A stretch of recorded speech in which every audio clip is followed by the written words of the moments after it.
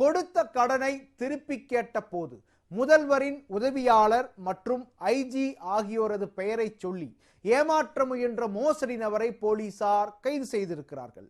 மோசடி அரங்கேறியது எப்படி? சரி கேஸ் புக் பண்ணி ஆகணும். கேஸா? ஐயோ, இந்த நேரம் பார்த்து 1 2 3 ஏன்பா கை மாத்த ஒரு 3 ரூபாய் கிடைக்குமா? போன சிக்னல் விருதை வாங்கிட்டார். இவரே வாங்கிட்டாரா? இவர்தான் வசூல் மன்னன் ஆச்சு. என்ன கோர்ட்ல போய் ஃபைன் கட்டுறியா? எனக்கு ஐஜியே நல்லா தெரியும் சார். உனக்கு என்னத்தா? Sorry sir. பட் அவருக்கு என்ன தெரியவே தெரியாது. நடிகர் விவேக்கின் இந்த நகைச்சுவை காட்சியைப் போல ஐஜியை எனக்கு நல்லா தெரியும் என பீலாவிட்டு லட்சங்களை ஏப்பம் விட்ட உலக மகா உருட்டு முத்துமாணிக்கம் இவர்தான். தற்போது சிறையில் கம்பி எண்ணி வரும் மாணிக்கத்தின் மறுபக்கம் என்ன?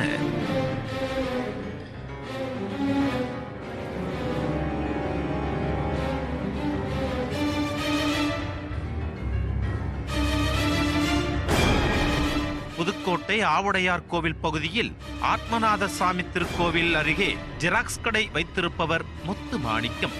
தன்னுடைய கடைக்கு ஜெராக்ஸ் மிஷின், கம்ப்யூட்டர் பொருட்கள் வாங்க முருகேசன் என்பவரிடம் ரூபாய் 4,50,000 கடனாக பெற்றுள்ளார். கடன் பெற்று 2 ஆண்டுகளுக்கு மேலாகியும் கடனுக்கு வட்டியும் கொடுக்காமல் அசலும் கொடுக்காமல் இழுத்தடித்து வந்துள்ளார். பணம் பெற்று 2 ஆண்டுகளுக்கு மேலாகியும் கொடுத்த பணத்தை தராததால் முருகேசன் கொடுத்த கடன் பணத்தை திரும்ப கேட்டுள்ளார். ஒரு கட்டத்தில் பெற்ற கடனை உண்மையில் தான் செலவு செய்யவில்லை, முதல்வரின் தனிச் செயலாளர் ஒருவருக்கு கடனாக கொடுத்துள்ளதாக அடித்துவிட்டுள்ளார் மாணிக்கம். தான் கடன் கொடுத்த முதல்வரின் தனிச் செயலாளர் விபத்தில் சிக்கியதால் பணம் கொடுக்க முடியாமல் உள்ளதாக சில போலி புகைப்படங்களை அனுப்பியுள்ளார். ஒன்றும் இல்லைண்ணே, நாளைக்கு கொடுக்குற மாதிரி ஏற்பாடில் இருந்துச்சு செக்கு. ஏன்னா எனக்கு மந்திரி பிரிய ஸ்டாலின்ட்ட இருக்கார். இப்போ நம்மள கதர் மினிஸ்டர் பாஸ்கரன் இருந்தார், ஸ்டாலின்ட்ட இருக்கார்.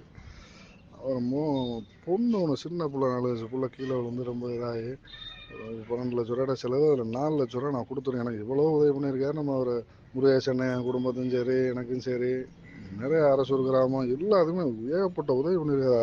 அரசு சார்ந்த உதவி. அது முருகேசன் எனக்கு நல்லா தெரியும். நான் அதில் வந்து சொல்லி காட்டணுங்கிறதுக்காக சொல்லலை. ஏன்னா அவர் எனக்கு தரேன்னா அவர் தான் 10ஆம் தேதி நேரம், இப்போ நான் 20ஆம் தேதி செக்கை போட்டு கொடுத்து இன்னைக்கு சாயந்தரம் பணம் மாற்றுற மாதிரி இருந்துச்சு.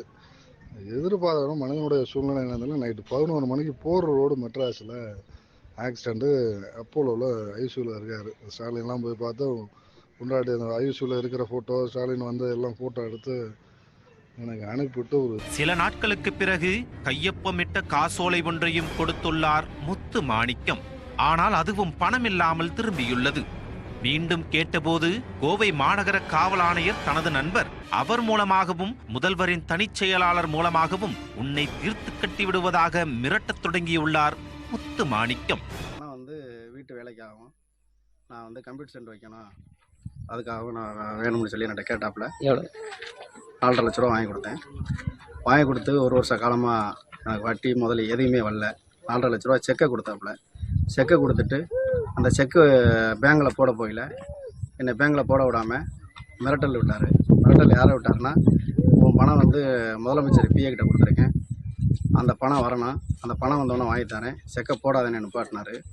திருப்பி வந்து போலீஸ் அதிகாரிகளை பயன்படுத்தி கோயம்புத்தூரில் இருக்கிற ஐசி, நானும் அவர் நகமும் சதியமாக இருக்கிறோம், அவரை வச்சு நான் எதை வேணுமாலும் பண்ணுவேன்.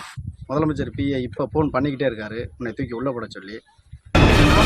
அடைந்த முருகேசன் பண மோசடி தொடர்பாக ஆவுடையார் கோவில் காவல் நிலையத்தில் புகார் அளித்துள்ளார். அப்புறம் வந்து அவர் பொண்ணு ஆக்சிடென்ட் ஆகி போச்சு அப்படின்னாரு. அப்புறம் அவர் ஆக்சிடென்ட் ஆகி போச்சு அப்படின்னு சொல்லி சொன்னார். இப்படி காலதாமதம் ஆகி நெருங்கி 1 வருஷத்தை தாண்டிடுச்சு. இன்ன வரைக்கும் எனக்கு இந்த பணம் செட்டில்மெண்ட் ஆகலை. அதனால் இந்த ஒரு வந்து எப்படின்னா பிஏ, முதலமைச்சருடைய பிஏ, கமிஷனர், இந்த மாதிரி வந்து அரசு அதிகாரிகளோட பேரை யூஸ் பண்ணிக்கிட்டு இந்த மாதிரி தகவல் சொல்லிக்கிட்டு ஏமாற்றிக்கிட்டு இருக்காரு. அதாவது கிட்டத்தட்ட என் காதுக்கு கேட்ட வரைக்கும் ஒரு 80 லட்சம் ரூபா அவர் ஏமாற்றிருக்காரு. மாதிரி ஒரு அதாவது கம்ப்ளைண்ட் வந்து இப்போ நாங்கள் 3 பேர் தான் கொடுத்துருக்கோம். பாதிக்கப்பட்டவங்க இன்னமே தான் அவங்க கொடுப்பாங்க. ஏன்னா அவங்களுக்கு இது வரைக்கும் எப்படி கொடுக்குறது, எதை யாரை வச்சு கொடுக்குறங்கிறது தெரியாமல் இருந்தாங்க. நாங்கள் ஒரு 3 பேர் வந்து நாங்கள் வந்து கொடுத்துருக்கோம். இதுக்கப்புறம் ஆட்டோமேட்டிக்காக எல்லாருமே வந்துடுவாங்க. இதே போன்று மற்றொரு மோசடி புகாரும் மாணிக்கம் மீது அதே காவல் நிலையத்தில் இருந்துள்ளது. 2 வழக்கு தொடர்பாக விசாரணையை தொடங்கிய போலீசார் முத்துமாணிக்கத்தை மோசடி புகாரில் கைது செய்தனர். இந்த சம்பவம் அறிந்த மேலும் சிலர் முத்துமாணிக்கம் மீது தொடர் புகார் கொடுத்து வருகின்றனர்.